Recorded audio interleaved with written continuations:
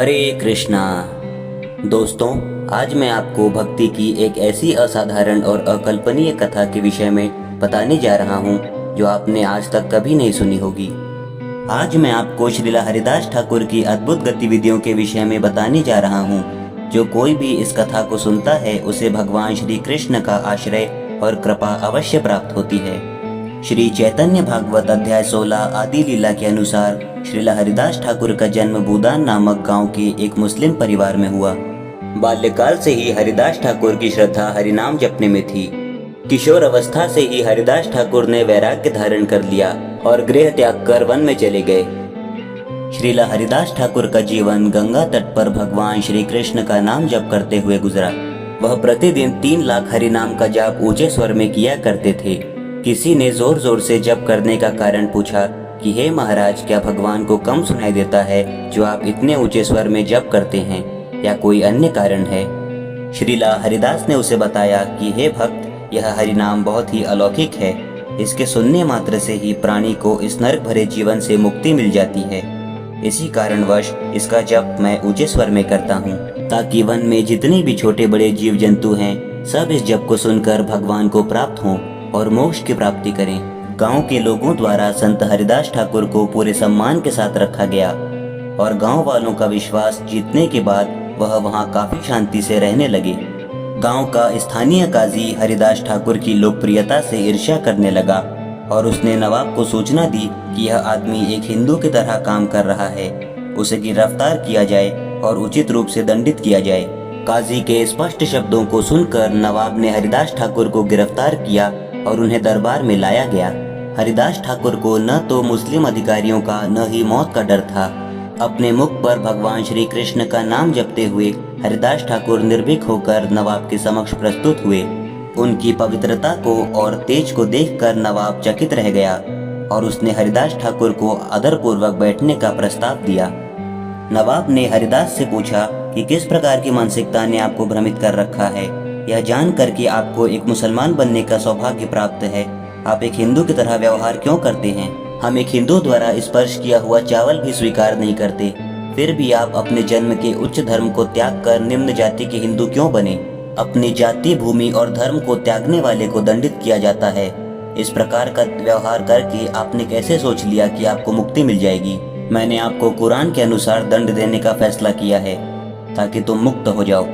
हरिदास बस नवाब को देखकर मुस्कुराए और उन्होंने मीठी मधुर आवाज में बोला, मेरे प्यारे महोदय, सभी जीवित मनुष्य और प्राणियों का एक ही ईश्वर है। मुस्लिम और हिंदू के ईश्वर में केवल नाम का अंतर है। जानकार हिंदुओं, मुस्लिमों और शास्त्रों के अनुसार चाहे कुरान हो या वेद पुराण, ईश्वर एक ही है। वे सभी के हृदय में वास करते हैं। भगवान हर किसी के व्यक्तिगत समर्पण के भाव को स्वीकार करते हैं। यदि कोई व्यक्ति दूसरों के प्रति घृणा या ईर्ष्या की भावना रखता है तो वह भगवान के साथ अपने बुरे संबंधों को दर्शाता है। आप जो कुछ भी मुझ में और मेरी गतिविधियों में देखते हैं वह भगवान की ही लीला है, जो मुझे भीतर से निर्देश देती है। एक व्यक्ति ब्राह्मणों के परिवार में पैदा हो सकता है, परंतु अपने उच्च जन्म के बावजूद वह एक निचली जाति के व्यक्ति की तरह व्यवहार करता है। ऐसे व्यक्ति के साथ हिंदू क्या कर सकते हैं? वह अपनी प्रवृत्ति के कारण अपमानजनक तरीके से काम करने के लिए मजबूर है और वह अपनी गतिविधियों के अनुसार पाप और पुण्य भोगता है। आदरणीय महोदय, कृपया इन बातों पर गंभीरता से विचार करें और यदि आप मुझे अभी भी दोषी मानते हैं तो मुझे दंडित करें। हरिदास ठाकुर के ज्ञान से भरे शब्द ईर्ष्या और पापी लोगों के हृदय में प्रवेश नहीं कर सके। काजी ने नवाब से कहा कि आपको इसे सजा देनी चाहिए, वरना दूसरे लोग इसके प्रभाव में आकर पापी हो जाएंगे। वह हमारे मुस्लिम धर्म का अपमान करेंगे, इसलिए इसे सजा दी जाए। नवाब ने हरिदास ठाकुर से कहा कि तुम अपनी जिद छोड़कर वापस मुस्लिम धर्म को अपना लो, वरना मुझे तुम्हें सजा देनी होगी। हरिदास ठाकुर ने कहा कि जो भी सर्वोच्च भगवान की इच्छा होती है वही होता है। कोई भी व्यक्ति उनकी इच्छा में बाधा नहीं बन सकता। हर कोई अपने पिछले जन्मों के पाप कर्मों को भोगता है। आप तो केवल एक माध्यम हैं। श्रीला हरिदास ठाकुर ने कहा कि भले ही तुम मेरे शरीर के टुकड़े कर दो, चाहे मेरे प्राण ही क्यों न ले लो, मैं भगवान श्री कृष्ण के पवित्र नाम का जप करना कभी बंद नहीं करूंगा। काजी ने क्रोधित होकर कहा, इसे 22 बाजारी स्थानों में मारा जाए जब तक यह मर नहीं जाता। हरिदास ठाकुर को खींच कर ले जाया गया। एक बाजार से दूसरे बाजार स्थान पर काजी के आदमी उन्हें बेरहमी से पीटते रहे। श्रीला हरिदास ठाकुर एक शुद्ध आत्मा थे जो कि पूर्ण रूप से भगवान श्री कृष्ण को समर्पित थे। उन्होंने पूरे विश्वास के साथ भगवान श्री कृष्ण के पवित्र नाम का जप किया। वे नाम जप में इतने लीन थे कि जरा सा भी दर्द उन्हें महसूस नहीं हो रहा था। ऐसे निर्दोष व्यक्ति पर किए जा रहे अत्याचार को देखकर साफ हृदय वाले लोग यह सब सहन नहीं कर सके। कुछ लोगों ने काजी के आदमियों के आगे रहम की भीख मांगी, जबकि दूसरों ने भविष्यवाणी की कि अगर ये लोग इसी प्रकार इस अच्छे व्यक्ति को मारते रहे तो पूरा राज्य बर्बाद हो जाएगा। लोगों ने बहुत गुहार लगाई, परंतु उन बुरे लोगों का हृदय जरा भी नहीं पिघला। वे उन्हें लगातार मारते रहे। इतना दर्द सहने के पश्चात भी श्रीला हरिदास ठाकुर उन लोगों के लिए दया की भावना रखते हैं और भगवान से प्रार्थना करते हैं कि हे भगवान श्री कृष्ण, कृपया इन मासूम आत्माओं पर दया करें, इन्हें मेरी वजह से दंडित न करें। इतनी पिटाई होने पर भी हरिदास ठाकुर के चेहरे पर संकट की भावना जरा सी भी नहीं थी, क्योंकि वह भगवान श्री कृष्ण के पवित्र नाम को याद करने में लीन थे। अंत में काजी के बदमाश लोग रुक गए। उन्हें आश्चर्य हो रहा था कि इतनी क्रूर पिटाई होने पर भी यह इंसान बच कैसे गया। पहले तो 2 या 3 बाजार पर की गई पिटाई के बाद किसी भी आम आदमी की मौत हो जाती थी।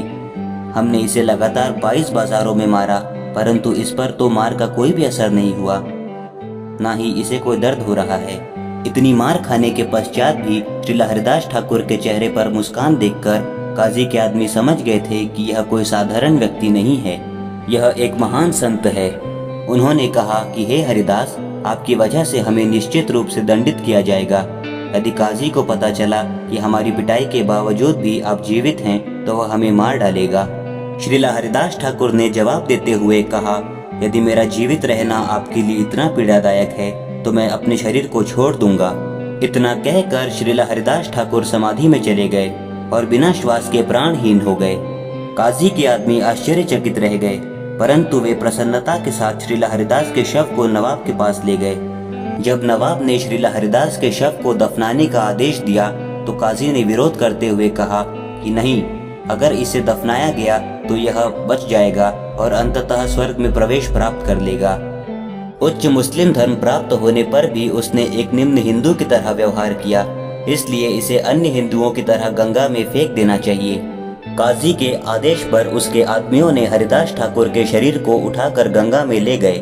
तब भगवान श्री कृष्ण श्रीला हरिदास ठाकुर के शरीर में आ गए और उनका शरीर इतना भारी हो गया कि उन्हें हिला पाना भी असंभव था। कई लोगों ने उन्हें एक साथ उठाने का प्रयत्न किया, परंतु वे सब असफल रहे।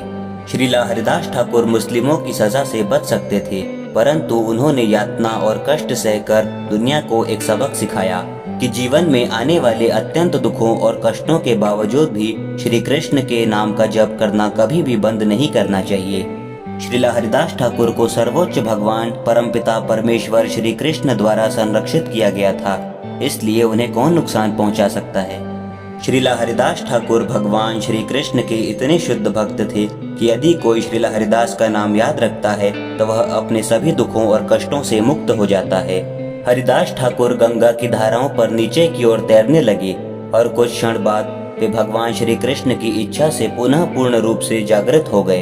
पूरी तरह से परम आनंद से अभिभूत होकर वह गंगा के तट पर चढ़ गए और जोर से श्री कृष्ण का नाम जपते हुए वह चले गए।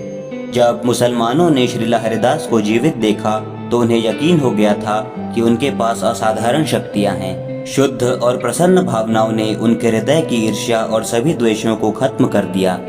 उन्होंने श्रीला हरिदास को एक संत व्यक्ति के रूप में पूजते हुए उनसे आशीर्वाद प्राप्त किया।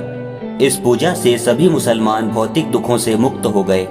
नवाब ने हाथ जोड़कर श्रीला हरिदास से कहा कि मैं अब जान गया हूँ कि आप वास्तव में एक महान संत हैं। आपको पूर्ण सत्य का बोध है और आपने परम भगवान को देखा है। आपको पूर्ण ज्ञान और मुक्ति प्राप्त है। कृपया मुझे मेरे अपराधों के लिए माफ करें, हम सब पर दया करें। श्रीला हरिदास ने उन्हें क्षमा कर उन्हें हृदय से लगा लिया।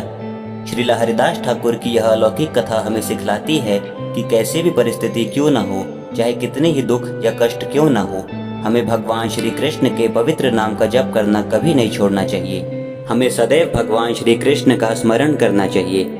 बोलो परम पिता परमेश्वर भगवान श्री कृष्ण की जय। श्रीला हरिदास ठाकुर की जय। भगवान श्री कृष्ण के नाम का जप करें और खुश रहें। हरे कृष्ण कृष्ण कृष्ण हरे हरे, हरे राम राम राम हरे हरे। तो दोस्तों, उम्मीद करता हूँ कि आपको यह वीडियो काफ़ी इन्फॉर्मेटिव और अच्छी लगी होगी। आपको इस वीडियो से काफ़ी कुछ सीखने को मिला होगा। इस वीडियो से पहले भी हमने कई इन्फॉर्मेटिव वीडियोस बनाई थी, जिसका लिंक मैंने डिस्क्रिप्शन पे दिया हुआ है और आप ऊपर दिए आई बटन पर क्लिक करके भी उन वीडियोस को देख सकते हैं। अगर आपको ये वीडियो अच्छी लगी है तो इसे ज़रूर लाइक करें और अपने दोस्तों और परिवार वालों के साथ इसे ज़रूर शेयर करें, ताकि वो भी भगवान श्री कृष्ण के पवित्र नाम का जप करके इस दुख भरे संसार से मुक्त हो सकें। ऐसी ही और भी कई इन्फॉर्मेटिव वीडियोस को देखने के लिए हमारे चैनल को ज़रूर सब्सक्राइब करें और बेल आइकन को दबाना न भूलें लेटेस्ट वीडियोस की अपडेट के लिए। तो मिलते हैं दोस्तों आपसे अगली वीडियो में, तब तक के लिए हरे कृष्णा।